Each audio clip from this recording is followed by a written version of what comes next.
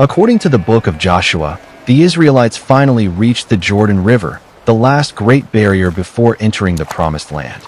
The biblical account states that the priests entered the river carrying the ark before the people began their crossing. The Hebrew Bible describes the crossing as a defining moment, symbolizing the beginning of a new chapter in Israelite history. The next challenge was the fortified city of Jericho, one of the oldest settlements in the ancient Near East.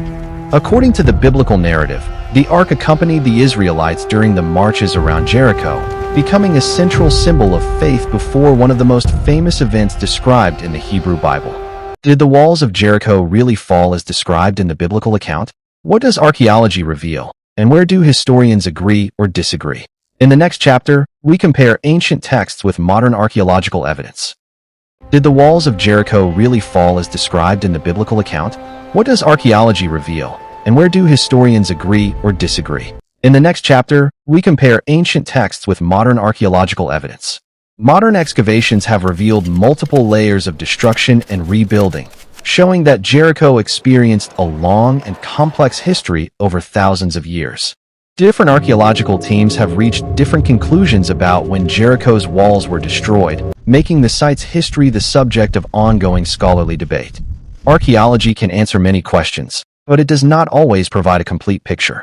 Historians continue comparing physical evidence with ancient written sources. Whether viewed through the lens of faith, history, or archaeology, the story of Jericho remains deeply connected to the enduring mystery of the Ark of the Covenant. In the next chapter, we follow the Ark into the era of Israel's judges and kings. According to the biblical tradition, after the Israelites settled in Canaan, the Ark became associated with Shiloh, an important religious center of ancient Israel. The biblical books describe Shiloh as a place where the Israelites gathered for worship, and the Ark played a central role in that tradition. But the peaceful role of the Ark would eventually change as Israel entered a period of conflict with the Philistines. The biblical account describes a major conflict between the Israelites and the Philistines near a place called Ebenezer. After suffering defeat, the biblical narrative says that the Israelites made a dramatic decision. They brought the ark from Shiloh to the battlefield. According to the biblical account, the arrival of the ark gave the Israelites renewed confidence. But the outcome of the battle would be devastating. The biblical account says the Israelites were defeated and the ark was captured by the Philistines.